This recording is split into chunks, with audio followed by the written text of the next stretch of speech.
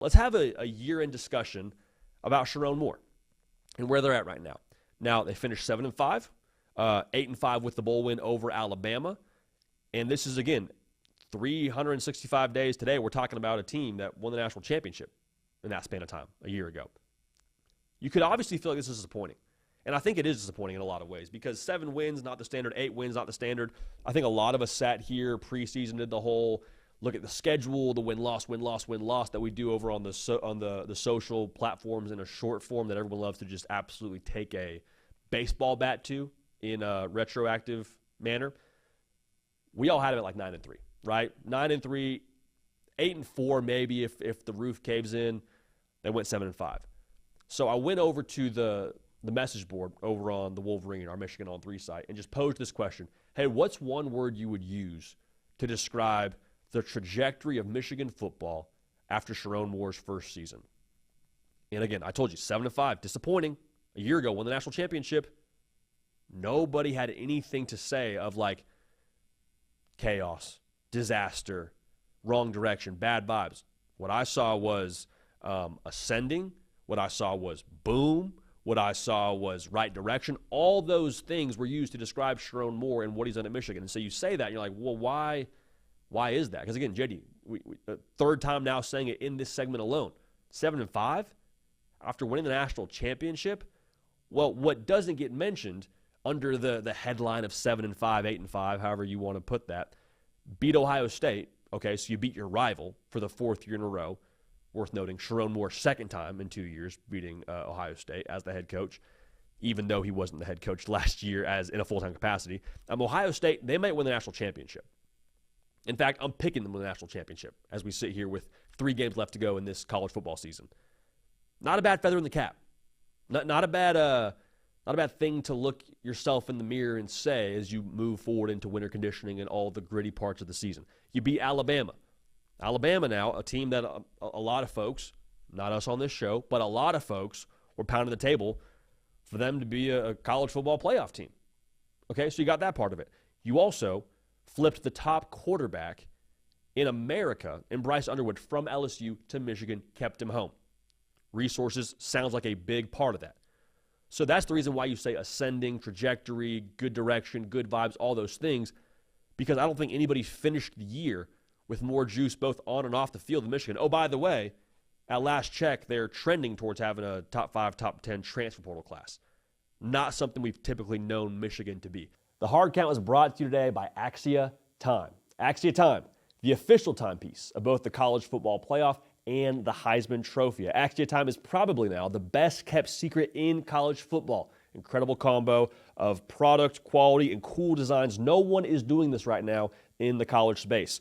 For the college football playoff, Axia has created a series of limited edition timepieces for each of the 12 teams in the college football playoff. You got 2 designs per team and only 100 watches now per design. Go to AxiaTime.com to check out your team's college football playoff timepiece.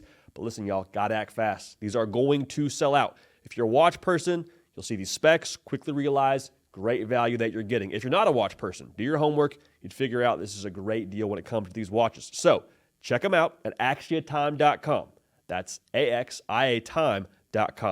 Commemorate this season in style with a watch that tells so much more than time. So I sit here a year into the Sherrone Moore era, and I think he's done a phenomenal job in the sense that it's been unique because you take over a national title operation. You don't want to change everything.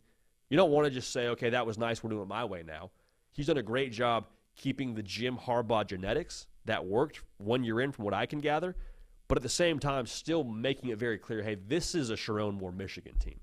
And we're going to see more of that here as he progresses as the head coach out there. But like the offense they're going to run under Chip Lindsey, new OC out there, it's going to be a little bit different than what you've seen the last 4 to 5 years out there in Ann Arbor.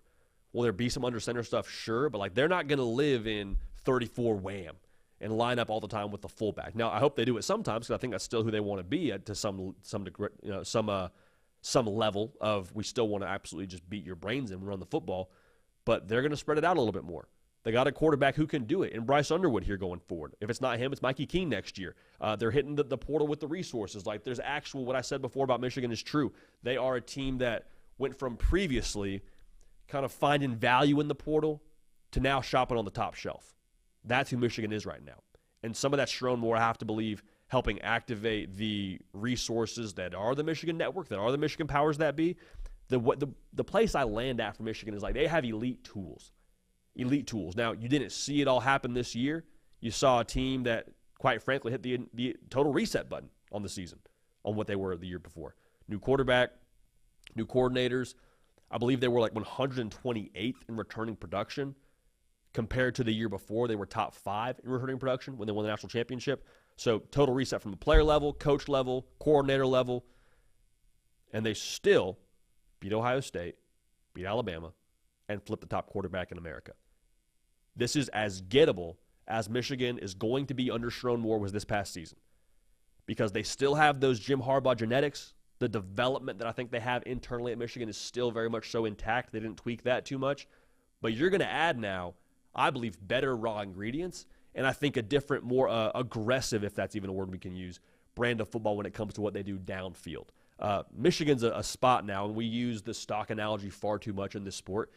Michigan's a spot, though, that if it was a stock, I'd look pretty heavily in Ann Arbor because I think going forward now, they're going to be a force.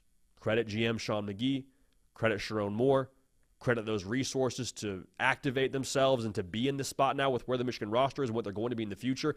They will no longer be at some talent gap when it comes to what it was this year between Ohio State and between them and Bama.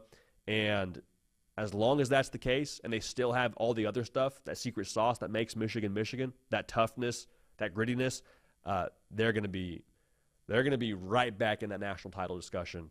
I would have to imagine over the course of these next few years. Maybe not next year with a true freshman quarterback, but this is college football. Crazier things have happened. So we will obviously keep a pulse on that. So the exit meeting for Sherrone Moore, vibes are good. Vibes are immaculate. Let's keep a good thing going.